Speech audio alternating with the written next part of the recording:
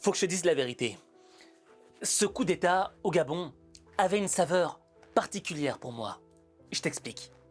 Une semaine avant le coup d'État, j'étais à Rabat, à la gare d'Agdal.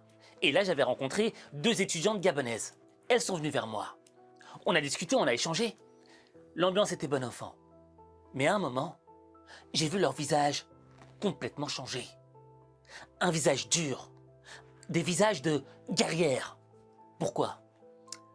Parce que les filles étaient venues jusqu'à Rabat pour manifester à l'ambassade du Gabon. On leur avait retiré le droit de voter une semaine avant les élections. Et elles ne l'avaient pas toléré. Et il n'y avait pas qu'elles qui étaient parties là. Il y avait aussi d'autres étudiants gabonais.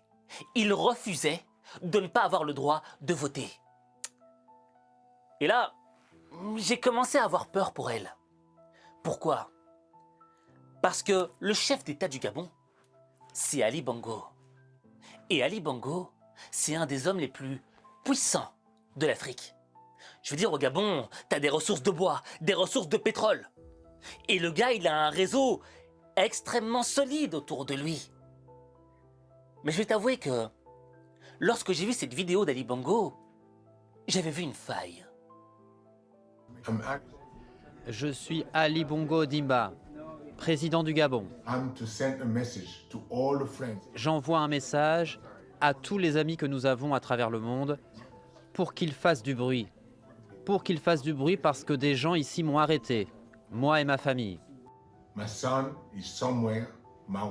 Mon fils se trouve à un endroit, ma femme dans un autre, et je suis assigné à résidence.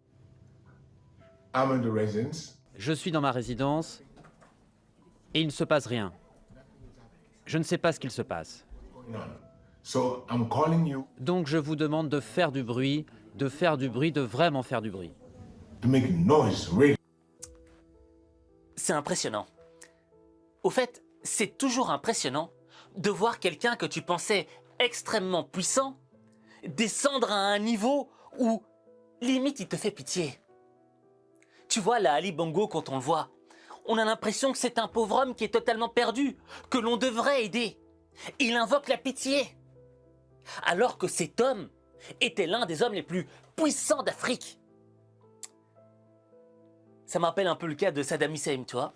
Moi, quand j'étais petit, jamais j'aurais pensé que Saddam Hussein, le puissant Saddam Hussein d'Irak, puisse tomber un jour. Et un jour, tu le retrouves en vidéo avec une barbe hirsute, en train d'être analysé par un médecin comme si c'était un moins que rien. Même chose avec Kadhafi, qui était au top de l'Afrique, et qu'un jour, tu le vois rattrapé par une partie de son peuple, une partie, tu vois, et être molesté, comme si c'était un vulgaire animal. La vie est incroyable dans ce sens-là. Mais la question que je souhaite te poser, c'est: est-ce que tu as vu la faille d'Ali Bongo?